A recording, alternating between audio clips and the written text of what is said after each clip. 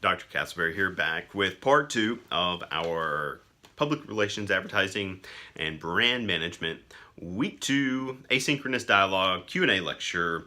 Bernice has some questions. I'd love to hear from Bernice. Can you expound on the broadcast syndication concepts and provide a little more clarity? And let's see. From my reading, I understand it to be that television programs are bought and sold different amongst different stations. What does advertising, have to do with this? Okay, and so what is the interrelated roles between advertising and television, and where does syndication fit into all of this? You have your national television stations and national radio stations, and they would have some central location, perhaps, let's just say in New York or Los Angeles, and they're putting out signals across the country, and they need regional stations to pick up and relay those signals, traditionally anyway, pre-cable, and so these broadcast networks are then available, but you have to have the local affiliates that are relaying this communication. Well, somewhere in the middle between the national circuit and the regional circuit, the local circuit, you have varying advertisers. Okay, so you have national advertisers, and maybe it's Ford, right, or it's McDonald's and Coca-Cola, and they want to get their message out.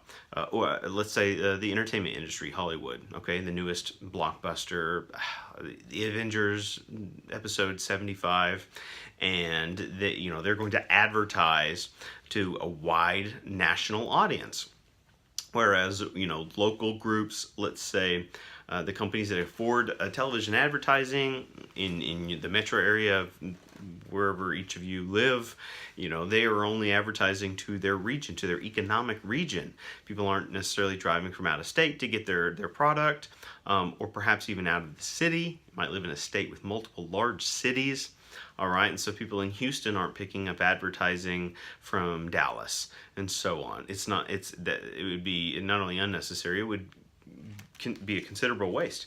And so we have regional affiliates. At the same time, syndication is that model of some programs come on, they're sold into syndication, meaning different outlets and affiliates can pick up, let's say, reruns or episodes of a game show.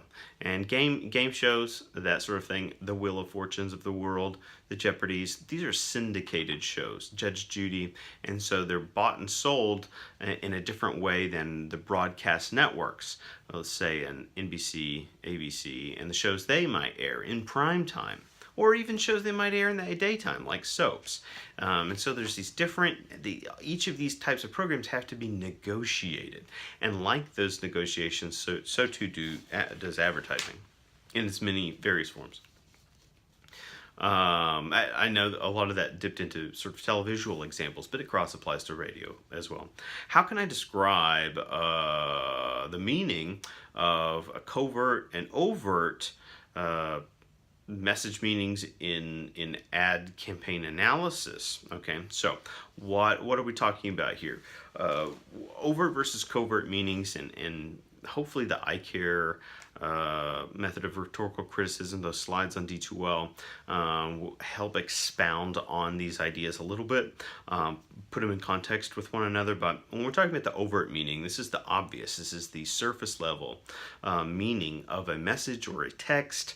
Okay, it's its immediate or clear communication that it's sending out, versus the overt meaning, whereas a covert meaning would be its hidden message or its hidden meaning, something that's harder to find or perhaps tougher to articulate, right, or understand, or maybe perhaps even the covert meaning could represent not only a deeper meaning, but even a producerly meaning, a corporate interest, an advertising agenda, and so on. Okay, so you can think about it like that. But one of the things we are hoping to do through our weekly ICARE exercises is gain mastery over our ability to read the components and think critically about how advertising specifically is built and constructed. Megan Denon has a few questions. Let me see if I can break it down for us here. Break it down. On looking at Blakeman, Integrated Marketing Communication, on page 85, Blakeman says, quote, successful, memorable advertising is a consequence of a little luck, some good interpretive powers, a few great ideas, and the target audience's ultimate capacity to reflect, digest, and connect to the visual verbal message, end quote. At this point in the course and based on life experience, it seems like a truly successful ad is a lot more luck than anything else. And fair enough on that intuition, it got me thinking about a metaphor, okay? And first I thought, oh, it's a lot like fracking, but let's take it further back than that. Let's be less divisive. When someone struck gold, all right, this is great, like a vintage metaphor, not only prior to the U.S. itself, but even in sort of Western lore, right? The U.S. When you strike gold, someone is out there ready to innovate methods. Okay, they're going to innovate methods to locate and mine, right? Mine the gold, process and clean, and sell more gold, including changing ways people think about gold, all right? Changing ways we acquire gold, changing ways we sell our gold, or why we sell our gold. Come to think of it, aren't there a lot of commercials out there trying to get us to sell our gold? What is up with that? Be an important research project for someone. And so the point we're trying to make with this gold metaphor is a lot of times in the history of advertising, you're right, a lucky idea struck. Okay, we could call it a lucky strike, if you will. All right, bonus points for that. And but once someone strikes gold, let's say a time or two, you start to figure out a kind of formula. Okay, so if you can deconstruct what about that worked for that time, for that context, for that product, for that audience, you start to understand how it all came together, lightning in a bottle. Perhaps you can come up with a way to replicate it, even if you're never guaranteed to have that much success again. And we see that all the time in advertising. Advertising is a lot like genre, right? It's this combination of repetition and invention and convention. You practice the same conventions over and over and over, and then you look for ways to invent, to add to it, right? Is there any kind of formula or official research that advertising agencies use regularly to create ads, or is it all creative? Lots of industry secrets, okay? Many well-known, some, that it's only a secret until they're ready to retire and publish a book on it or something like that. So it's kind of like magic, all right? And they have no problem revealing to us the magician's tricks and how the magic trick occurs, so long as it's an old magic trick that we're beyond, while they're busy performing another one that we're not paying attention to. Make sense?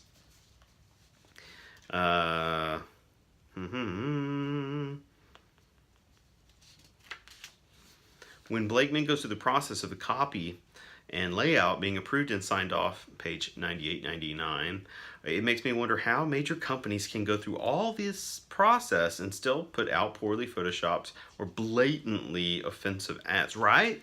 So human error still takes place. And I can suggest this, that not only does human error still happen, right? And even, technologies can have glitches, but deadlines, as we speed deadlines up, or as employees get overworked while companies get understaffed or outsourced, think about that. We haven't talked a lot about in our previous courses the intercultural relationships when a business has multinational outlets, okay? So maybe I'm working here in one area of the US, but then I'm coordinating with someone and they're in Taiwan or Korea or Japan or something, and we're kind of on a collaborative timetable here. These processes get shortened up, and so things can happen.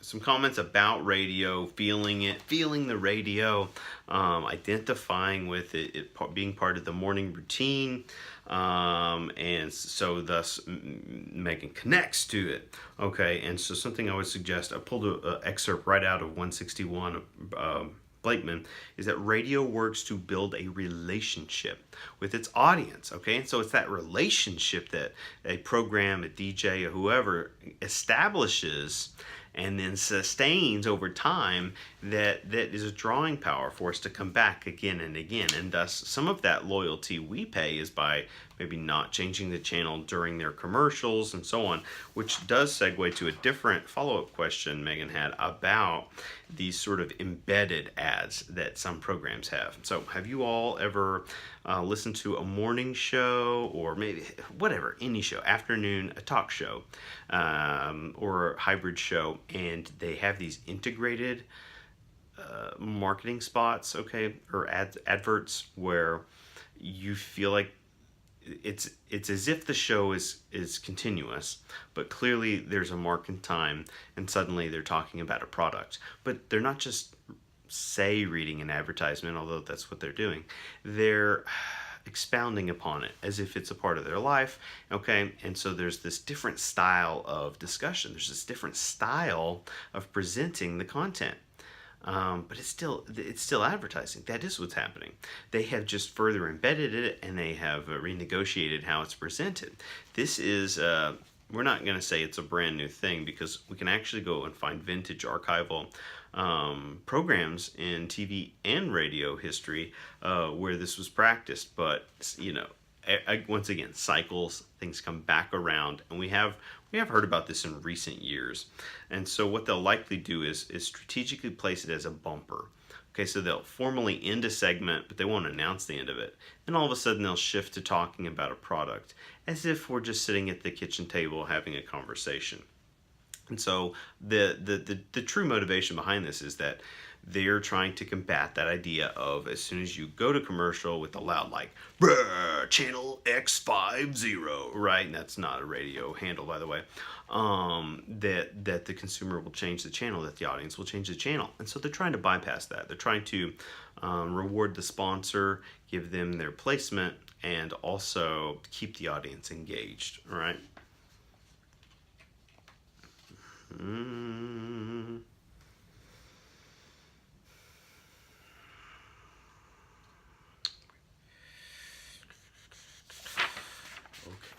Well, gosh, oh man, there's so many. All right, shoot. Let's see. Danisi mentions that Marcel Danisi, Popular Culture, Chapter 5. Let's switch gears real quick. Mentions that audiences did not have to be print literate, 126, and I never did consider how much radio opened the world to those who couldn't read.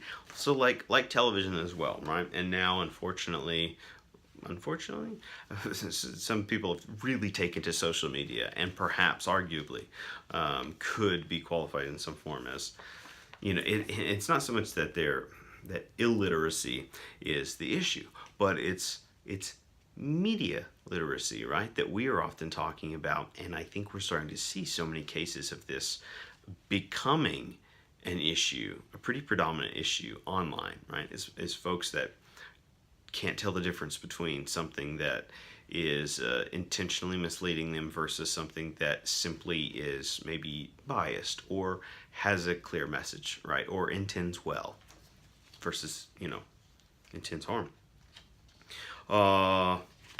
Then with the format of television, the format of entertainment evolving, genres from both radio and television evolving in popularity, variety shows less so, and so on and so on. Do you think there will be some resurgence of classic radio genres like radio dramas? Given the rise of streaming radio and concepts like podcasts, is this a new form of entertainment, or is it still radio? All right, so quick answer here. I think this classical reemergence of the radio drama is happening, but yes, as you say, it is through podcasting. But to answer that, are these technically radio, right? Is this still functioning as radio? This is why we study the spreadable media model, because radio must know how to evolve, and products can't just rely on one channel of mass communication any longer to sustain a business model. or find their audience.